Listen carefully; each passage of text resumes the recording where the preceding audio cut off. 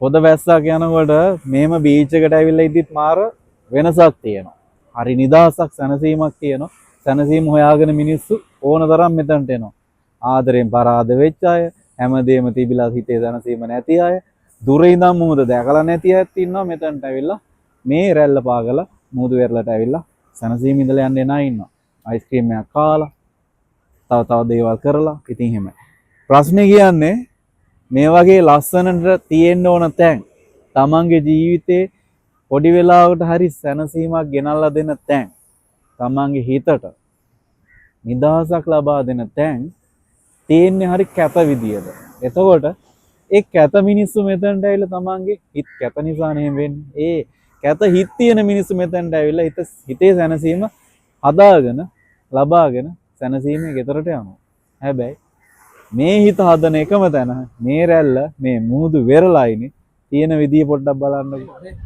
ගන්න දෙයක් නැහැ. අතනින් ගත්තොත් දිගටම තියෙන්නේ අයිස් පැකට් අයිස්ක්‍රීම් ඔය කාවලා දාපුවා බත් ඔතන් ඇවිල්ලා කාපුවා දීපුවා හැමදේම මෙතන. අපි රට හදන්න කලින් අපි හැදිලා ඉන්න ඕනේ. රට හදන්න මාර පම්පෝරි ගහන මිනිස්සු ඕන තරම් ඉන්නවා. හැබැයි ඒ අයගේ ජීවිතේ බිඳුවක්වත් හැදිලා නැහැ. හැදුනා නම් තමන්ගේ රටට ආදරය තිබ්බනම් මේ දේවල් මෙහෙම වෙන්නේ නැහැ.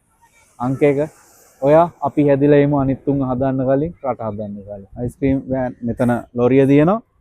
ඒ ආයතනෙන් ඔහු විසින්ම මෙතන ඩස්බින් එකක් තියලා තියෙනවා.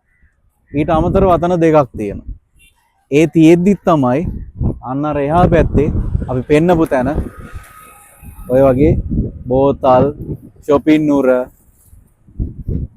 ඔය කියන හැමදේම අතන දාලා තියෙන්නේ මෙන්න මෙතන ඩස්බින් තුනක් තියෙනකොට. ඒ නිසා ඔයා බුද්ධිමත් වෙන්න ඒ වගේම රටට ආදරේ ඉන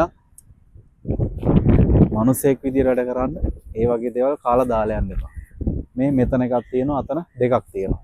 ඉතින් පෙන්නන්න අතන තියෙන ඩස්බින් දෙක කොන්ක්‍රීට් වලින් හදපු දෙකක්ම තියෙනවා.